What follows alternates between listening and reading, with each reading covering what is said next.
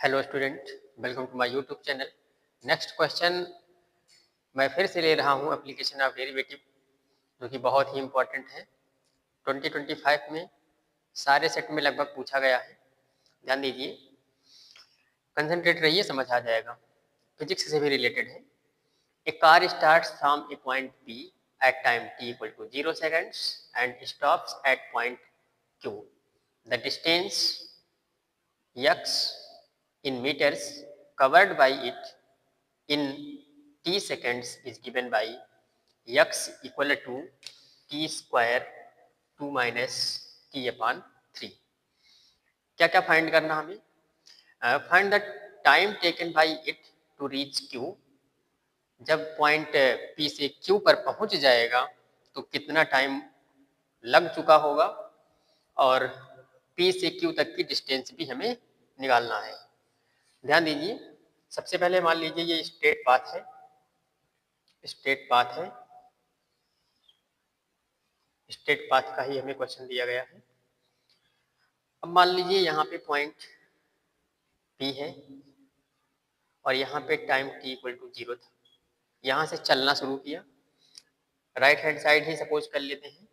यहाँ पहुँचते पहुँचते उसे कुछ टाइम लगा। यहाँ पर पहुँचने का टाइम हमें कैलकुलेट करना है, और डिस्टेंस किस हिसाब से बढ़ रही है वो हमें x दिया गया है, x मीटर, और टाइम जो है वो सेकंड में दिया गया है, सेकंड्स में दिया गया है। अब देखिए x और मतलब डिस्टेंस और टाइम में जो रिलेशनशिप दिया गया है वो दिया गया है x equal to t square 2 minus t upon 3। हमें क्या करना है, जब गाड़ी मतलब कार यहाँ से स्टार्ट होगी और यहाँ पर रुकेगी, उस टाइम पे वेलोसिटी 0 होगी, और वेलोसिटी 0 होने का मतलब है dx dt 0 होगा। dx dt कितने टाइम पे 0 हो रहा है वो टाइम हम निकाल लेंगे तो हमें मिल जाएगा कितना टाइम लगा P से Q तक कार को पहुंचने में।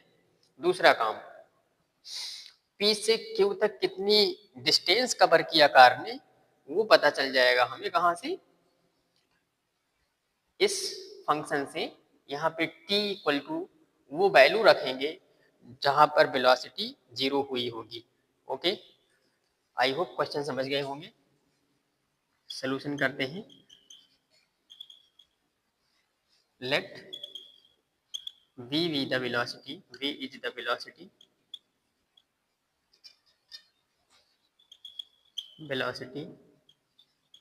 of car, then v equal to dx dt equal to ddt of t square 2 minus t upon 3। ये 2t स्क्वायर हो जाएगा, यहाँ t क्यूब अपॉन 3 हो जाएगा। ddt of 2t square minus t cube upon 3। 2t square का differentiation हो जाएगा 4t, minus इसका डिफरेंशिएशन हो जाएगा 3t square upon 2। 3t square upon 3, 3 से 3 कैंसिल होगा तो मिलेगा t स्क्वायर। अब क्या करना है, जब वो Q पर स्टॉप हो रहा है, Q पर स्टॉप एट पॉइंट Q, जब स्टॉप हो जाएगा तो वेलोसिटी उस टाइम पे 0 हो जाएगी, और जब वेलोसिटी 0 हो जाएगी इसका मतलब कि हम मैक्सिमम मिनिमम का कॉन्सेप्ट अप्लाई कर रहे हैं। वहाँ पे डिस्टेंस मैक्सिमम होगा, क्योंकि डिस्टेंस और टाइम का जो ग्राफ बनता है वो ऊपर ही बढ़ता जाता है। आ गई होगी बात समझ में। अगर फिजिक्स के स्टूडेंट होंगे तो, बायो के स्टूडेंट होंगे तो भी समझ लीजिए, डिस्टेंस भी पॉजिटिव होता है और टाइम भी पॉजिटिव होता है, इसलिए इसका सारा का सारा ग्राफ फर्स्ट क्वाड्रेंट में ही बनता है। और फर्स्ट क्वाड्रेंट में बनता है तो डिस्टेंस टाइम को हम दिखाते हैं एक्स एक्सिस पर और वाई एक्सिस पर दिखाते हैं डिस्टेंस को।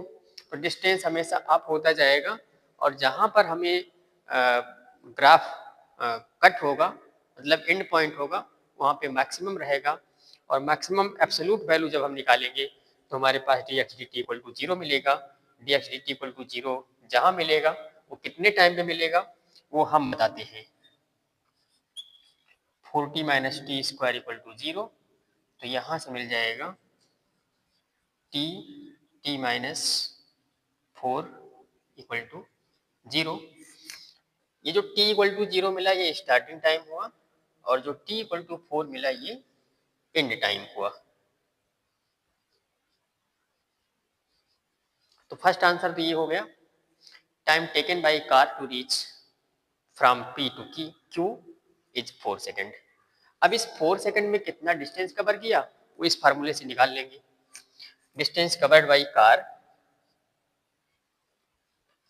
पहला आंसर यहाँ लिख दें, time taken by car to reach Q equal to 4 second. अगला distance covered bye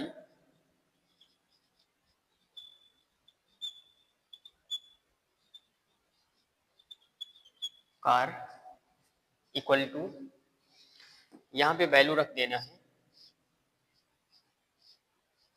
4, t equal to 4, तो 4 स्क्वायर हो जाएगा 1 माइनस 2 माइनस 4 अपॉन 3, कितना हो जाएगा 3 2 जा 6, 6 माइनस 4 2, 2 अपॉन 3 और 4 4 जा 16 मीन्स 32 अपॉन 3 मीटर। ये डिस्टेंस कवर्ड हो जाएगा। आप लोग समझ गए होंगे। वीडियो को शेयर कर दीजिएगा दूसरों के पास जो ज़रूरतमंद लोग हैं। बाकी क्वेश्चन का इंतजार करिए।